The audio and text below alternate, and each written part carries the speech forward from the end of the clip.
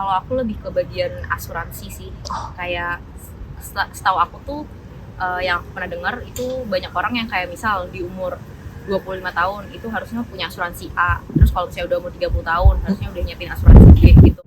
Halo sahabat Kompas.com, hayo siapa nih yang masih sama kayak Dita tadi udah mulai mikirin soal asuransi tapi masih bimbang nih dan belum tahu asuransi apa sih yang cocok untuk dipilih gitu. Coba tulis ya di kolom komen. Aku pribadi udah sadar soal pentingnya asuransi tapi masih awam banget nih soal hal ini. Oke, tapi jangan khawatir karena di video kali ini kita bakal kupas tuntas nih.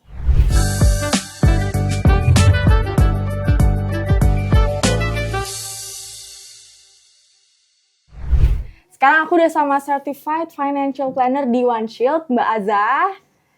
Halo Mbak, selamat datang di generasicuankompas.com. Gimana kabarnya? Sehat, alhamdulillah. Sehat ya? Terima kasih. Buat kalian yang belum tahu, OneShield ini adalah perusahaan penyedia jasa pelatihan maupun layanan perencanaan keuangan profesional untuk individu. Mbak Azah, boleh nih dikasih tahu ke sahabat Kompas.com, apa aja sih jenis layanan di OneShield? Oke, di OneShield itu kita punya layanan konsultasi pribadi, perencanaan keuangan, itu yang pertama. Kemudian yang kedua kita juga punya layanan training, pelatihan, sertifikasi, Certified Financial Planner. Kemudian yang berikutnya kita juga punya layanan pelatihan non-sertifikasi. Jadi kalau misalnya mau ada training, pelatihan yang non-sertifikasi itu juga bisa. Baik publik maupun juga in-house. Wah, gitu. menarik banget ya. Aku jadi pengen nyobain sendiri nih rasanya. Iya, terus satu lagi Mbak, terakhir di OneShield juga ada layanan untuk pemeriksaan kesehatan keuangan. Wah, gitu. itu Jadi menarik kita punya banget. 15 kalkulator perencanaan keuangan, ada apps-nya juga namanya OS Plan. Wah, Gitu. menarik banget nih OneShield. Aku juga jadi penasaran. Ntar deh kapan-kapan kita coba barengan. Coba, nanti kita kapan-kapan coba barengan ya. Oke. Tutorialnya gitu ya Mbak. Oke, tanpa berlama-lama lagi, kita langsung aja ya masuk ke topik yang emang udah bikin kita penasaran banget nih, yaitu soal asuransi. Sebelum kita bahas lebih dalam nih Mbak, sebenarnya asuransi itu apa sih? Oke, sebelum bahas lebih jauh mengenai asuransi ya. Asuransi itu sebenarnya adalah sebuah pertanggungan ya, atau dengan kalimat lain asuransi itu adalah perjanjian antara perusahaan asuransi atau disebutnya penanggung gitu ya, dengan nasabah. Dengan nasabah dalam hal ini biasanya disebutnya pemegang polis atau tertanggung. Di mana di situ pemegang polis atau nasabah mereka membayar kontribusi atau membayar premi kepada perusahaan asuransi sehingga perusahaan asuransi bisa menanggung resiko-resiko yang terjadi terhadap orang tersebut. Misalnya resiko sakit atau resiko meninggal dunia atau hilangnya harta benda dan lain sebagainya. Wah, berarti kalau tadi udah dibilangin ada meninggal dunia, ada sakit, ada kehilangan harta benda, kan berarti ada jenis-jenisnya ya? Betul sekali. Nah, itu jenis-jenis asuransi itu apa aja sih Mbak? Banyak banget nih kalau kita bicara jenis asuransi. Ada mungkin Mbak Stella tahu ada asuransi kesehatan, ya kan? Kemudian ada asuransi jiwa, ya, ada asuransi jiwa, ada asuransi penyakit kritis. Juga ada asuransi umum. Nah, asuransi umum tuh ada banyak macamnya. Seperti asuransi kendaraan, kalau kita punya kendaraan ya. Kemudian properti, lalu asuransi kebakaran, kecelakaan ya, dan asuransi perjalanan. Asuransi traveling tuh ya. Iya. Oke. Udah gitu kan berarti setiap perlakuan kita kan perlu dilindungi gitu ya. Betul. Tapi tuh masih banyak banget anak muda yang cenderung tuh masih menyepelekan nih soal asuransi. Mungkin juga karena belum ada tanggungan kali ya. Nah, sebetulnya asuransi itu tuh idealnya dimiliki waktu kita umur berapa sih Mbak? Asuransi idealnya dimiliki umur berapa? Oke. Kalau kita bicara tadi asuransi kesehatan, itu sebenarnya sedini mungkin Mbak untuk dimiliki oleh orang. Jadi bahkan mungkin sejak lahir gitu ya. Karena kan kita nggak pernah tahu resiko sakit itu bisa terjadi kapanpun. Ya kan, tanpa memandang usia, kapanpun itu bisa terjadi. Gitu. Kalau kita bicara mengenai asuransi kesehatan. Kalau kita bicara mengenai asuransi jiwa, nah ini beda lagi nih. Kalau asuransi jiwa itu biasanya idealnya dimiliki pada saat orang tersebut memiliki tanggungan. Nah, orang itu memiliki tanggungan itu ada macam-macam Mbak. Yang Mbak Stella tahu anak gitu ya. kemudian pasangan, Pasangan. orang tua, utang juga tanggungan, Mbak. Wah. Gitu. Oke. Jadi itu perlu tuh punya yang namanya asuransi jiwa. Oh, Gitu. jadi utang ini juga masuk ya? Masuk tanggungan. gitu. Alah. Oke, kalau tadi kita udah ngomongin soal berapa sih umur idealnya. Nah, sekarang kita masuk nih, produk apa sih yang wajib dimiliki seseorang berdasarkan statusnya? Misalnya single harus punya apa, atau menikah harus punya apa gitu. Oke, kalau orang yang single statusnya tergantung singlenya gimana dulu nih ya. Kalau tadi yang pertama asuransi kesehatan wajib ya. Ya. Kita udah sama-sama nih tahu bahwa asuransi kesehatan itu wajib. Ya. Kemudian kalau misalnya singlenya itu ternyata dia punya tanggungan, dia punya utang yang tidak terproteksi misalnya gitu ya. Atau dia punya orang tua yang harus dibiayai misalnya. Nah, berarti dia paling tidak dia harus punya tuh asuransi jiwa.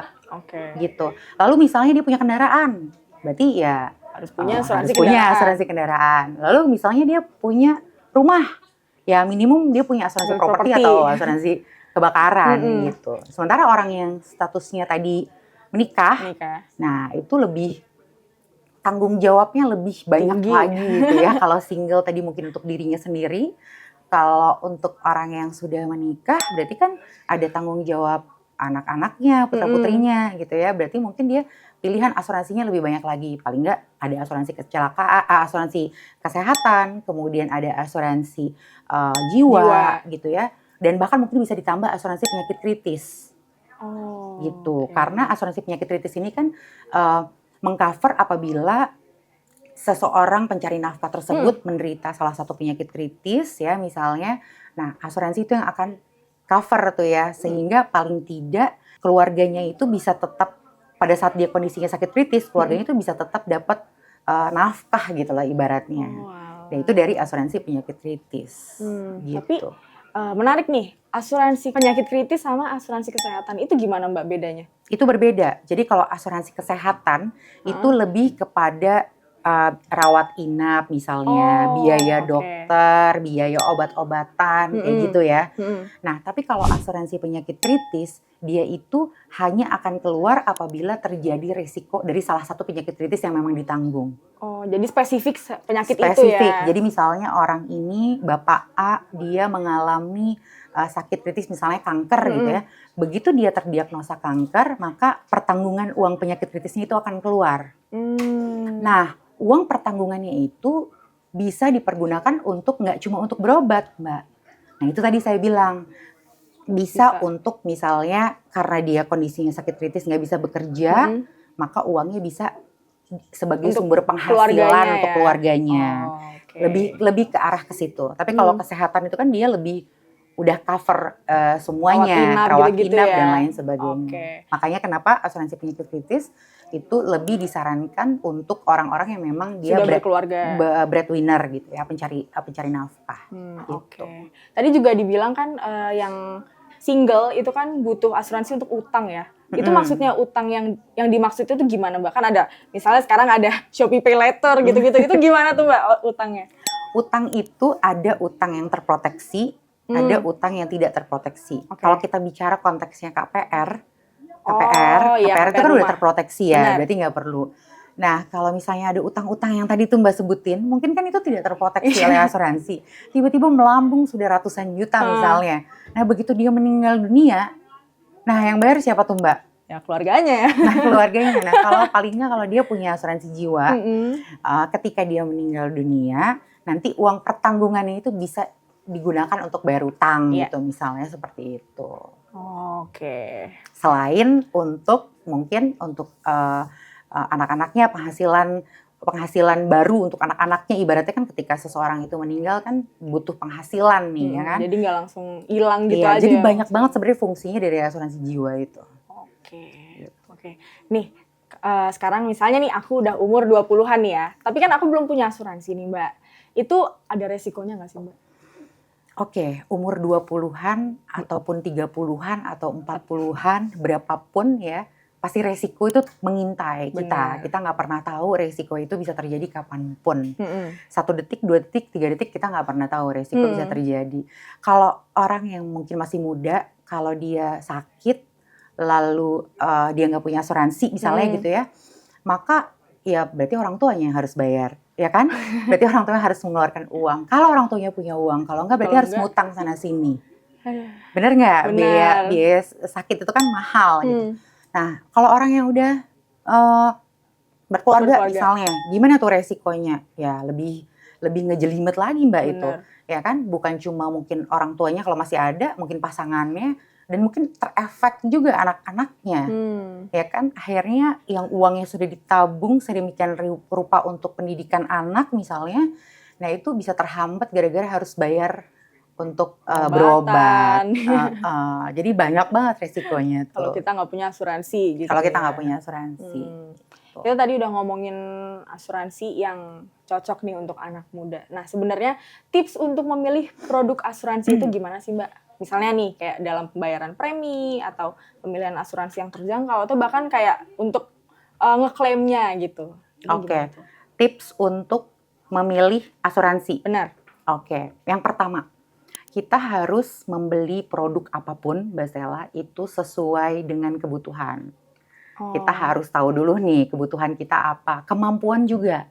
Jangan cuma sekarang zamannya ikut-ikutan, influencer ini ngomong ini ikut semua gitu FOMO ya. FOMO ya kan.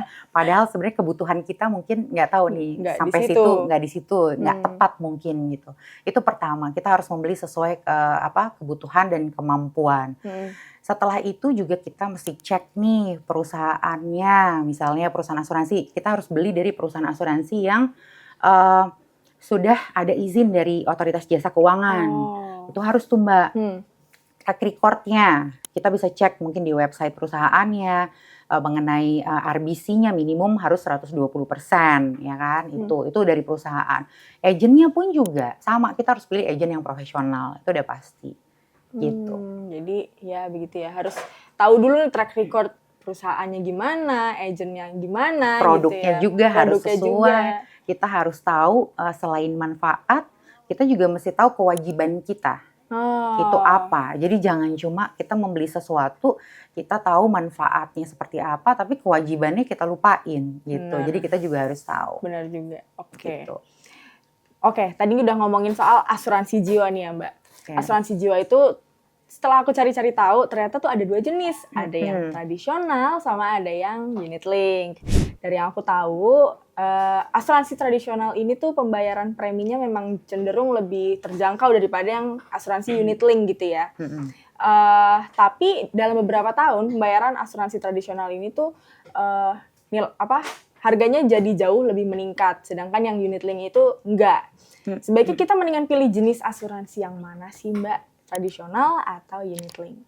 Oke, sebelum saya ngejelasin tentang asuransi tradisional dan non-tradisional tadi, mungkin tadi yang dimaksud preminya itu meningkat, mungkin lebih ke asuransi kesehatan ya. Karena kita tahu kesehatan itu kan biayanya meningkat inflasi kesehatan ya, jadi otomatis juga biaya asuransi juga akan bertambah. Tapi biasanya kenaikan seperti itu, apalagi asuransi kesehatan, itu biasanya perusahaan asuransi sih akan menginformasikan. Biasanya seperti itu.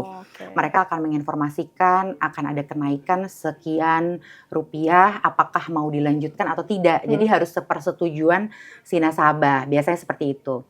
Nah, balik lagi, saya mencoba jelaskan tadi tentang asuransi tradisional dan non-tradisional. Tadi ya gitu ya. Nah, kalau asuransi jiwa. Nah, saya lurusin tuh ya. Asuransi jiwa itu ada tradisional, ada non-tradisional. Oke.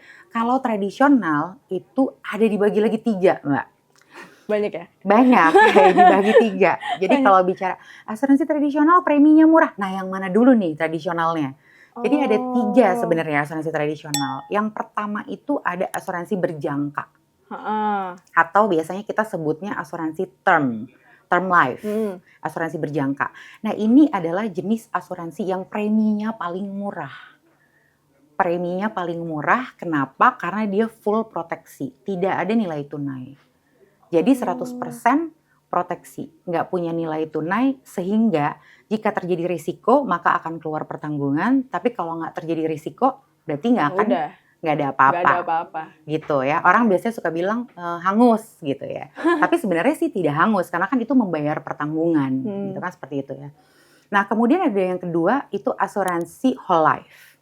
Asuransi whole life atau asuransi seumur hidup biasanya kita sebutnya. Itu berbeda dengan asuransi yang berjangka. Kalau asuransi whole life dia cakupannya lebih panjang lagi. Sesuai namanya, seumur hidup. Seumur hidup. Jadi bisa perusahaan asuransi itu bisa menjual sampai dengan usia 90 ataupun sampai dengan 100 tahun. Nah, perbedaannya lagi, kalau whole life ini, dia selain proteksi, dia juga punya nilai tunai.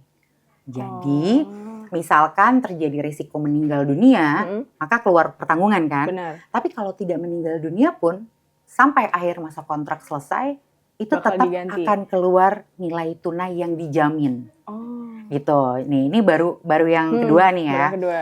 Nah, preminya tentu saja lebih tinggi dibandingkan dengan asuransi yang berjangka, gitu ya, atau term life. Kemudian yang ketiga itu adalah asuransi yang paling tinggi preminya, namanya endowment atau dwiguna. Ya. Gimana tuh? Endowment atau dwiguna, kalau Mbak Stella pernah dengar mungkin asuransi yang ada unsur tabungannya, Oh iya. pernah mungkin dikaitkan dengan pendidikan ya. Kalau misalnya masuk SD dapat sekian, masuk SMP dapat sekian gitu ya. Nah, itu adalah jenis yang endowment atau dwiguna. Dia preminya paling tinggi, terdiri dari asuransi dan juga nilai tunai yang dijamin. Oke. Gitu. Itu yang baru yang tradisional. Baru yang tradisional. Lalu berkembanglah ada asuransi non tradisional. Atau biasanya disebutnya apa, Mbak? Unit link. Nah, disebutnya unit link atau kalau sekarang paydi. Produk asuransi yang dikaitkan dengan investasi. Nah, itu sama tuh ya, seperti itu. Nah, kalau unit link, kalau tadi kita udah cukup dengan tradisional yang ada nilai tunainya ya untuk yang whole life dan endowment, kalau unit link tidak ada nilai tunai tapi nilai investasi. Jadi asuransi digabungkan dengan nilai investasi. Di mana kita sama-sama tahu kalau kita bicara investasi berarti tidak dijamin. Gitu. Jadi asuransi sekaligus dengan investasi. Walaupun mungkin orang yang memilih asuransi unit link ini punya harapan bahwa dia pengen yang pasti pertama lebih praktis, ya kan, lebih praktis. Kemudian juga pilihan untuk asuransi tambahannya juga lebih beragam, biasanya lebih banyak seperti itu. Dan bisa sekaligus berasuransi dan berinvestasi, kayak gitu. Nah, itu jenis-jenis dari asuransi jiwa, Mbak. Jadi makanya kalau untuk anak-anak muda perlu dicek lagi nih sebenarnya kebutuhannya seperti apa dan kemampuannya juga, gitu. Karena bayar premi ya. Bayar preminya, gitu kan. Jadi kita mesti lihat, oh kebutuhan saya ini nih, tapi ternyata mungkin kemampuan untuk bayar preminya sekian, ya berarti harus dicoba disesuaikan terlebih dahulu. Itu harus disesuaikan dan fungsinya juga ternyata beda ya. Beda banget. Beda banget. Jadi kalau untuk anak muda, mau yang terjangkau gitu ya? Mau yang terjangkau itu biasanya yang tadi ya, berjangka itu tadi ya? Nah, itu balik lagi ya, berjangka, ada pada prinsipnya gini, kalau anak muda itu kan dia butuh dulu asuransi kesehatan, benar nggak? Benar. Dia butuh asuransi kesehatan. Nah, dicek tuh di jenis-jenis asuransi itu ada nggak produk asuransi kesehatannya? Karena asuransi kesehatan itu bisa berdiri sendiri, bisa juga ditambahkan, gitu. Jadi misalnya ya, Mbak Stella pilih unit link, nah itu bisa ditambahkan untuk ada asuransi kesehatannya ada, gitu. Jadi harus balik lagi ke situ. Intinya dia harus punya paling tidak asuransi kesehatan terlebih dahulu, gitu. Jadi yang penting kita tahu dulu nih kita maunya apa, tapi iya. nanti baru kita pilih nih mau asuransi apa nih. Yang ternyata yang paling kita butuhin kesehatan nih, udah kita butuh kesehatan. Atau gini Mbak, ada Gimana? juga sekarang kan di Indonesia tuh kan ada asuransi mikro ya untuk masyarakat yang berpenghasilan rendah gitu. Jadi bisa tuh dibeli asuransi mikro. Dia itu asuransi mikro itu punya 4 ciri-ciri. Ada 4 ciri-cirinya nih asuransi mikro. Yang pertama dia sederhana. Jadi polisnya sederhana, pertanggungannya juga sederhana yang biasanya terjadi. Risiko-risiko yang biasanya terjadi di masyarakat gitu ya. Dia lebih simple, lebih sederhana.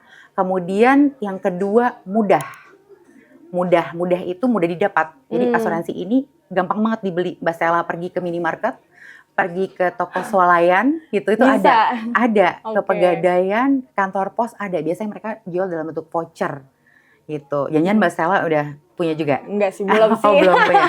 Nah itu. Kemudian itu yang kedua. Kemudian yang ketiga ekonomis. Ekonomis itu berarti dia lebih murah preminya dibandingkan dengan asuransi yang memang biasanya. yang biasa aja gitu ya. Jadi cukup oke lah, ini bisa lah diperhitungkan. Kemudian yang terakhir itu segera. Jadi SMES ya, S-nya itu terakhir segera. Segera itu klaimnya lebih cepat dibandingkan dengan asuransi pada umumnya. Gitu. Jadi masyarakat, anak-anak muda mungkin yang uangnya juga masih terbatas, bisa juga tuh dilongok-longok ya. Ada asuransi mikro, bisa dicari-cari. Oke, gitu. ya.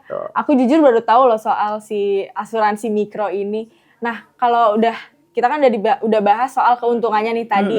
Sebenarnya harga asuransi mikro ini gimana sih? Karena menarik banget nih untuk asuransi mikro tentunya beda-beda ya. Beda-beda. Tapi yang sepengetahuanku itu ada yang 50.000 per tahun. Oh, serius? Ada yang seperti itu.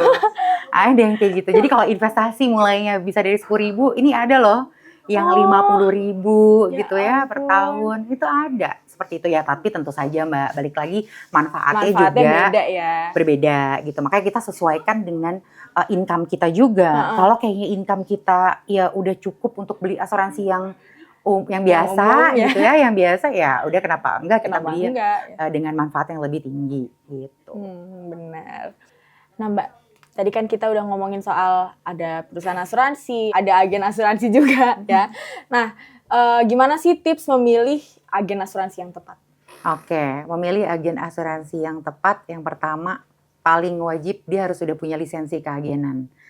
Jadi harus ada lisensinya. Kalau misalnya asuransi jiwa ada AJI gitu ya. Kalau asuransi umum berarti asuransi umum gitu. Itu yang pertama. Kemudian dia harus profesional, penjelasan yang harus mudah dipahami, bahkan bisa mungkin mengedukasi kita untuk orang yang mungkin belum paham mengenai asuransi. Juga dia harus bisa menjelaskan manfaat dan juga kewajiban apa aja nih yang harus kita lakukan nih sebagai nasabah ya. Jadi dia harus jelasin itu keduanya. Kemudian agent yang profesional juga harus mudah dihubungi.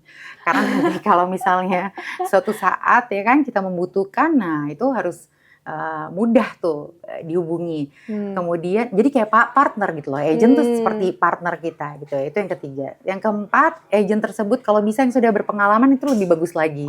Yang lebih berpengalaman ya, mungkin lebih lama gitu ya. Nah itu jauh lebih bagus lagi, itu nilai tambah ya.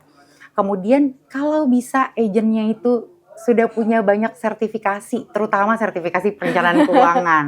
Itu penting banget gitu, harus punya sertifikasi karena asuransi itu kan salah satu pilar dalam perencanaan keuangan gitu kan. Jadi alangkah lebih bagusnya kalau agennya juga bisa memperkaya ilmunya dalam bidang perencanaan keuangan gitu Mbak. Banyak ya aspek-aspek yang harus Betul sekali, banyak banget yang harus dipertimbangkan.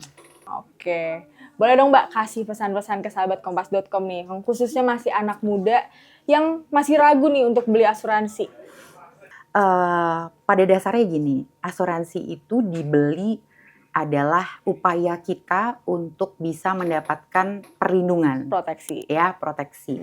Atas apa? Atas risiko-risiko yang tidak terduga yang bisa saja terjadi dalam kehidupan kita.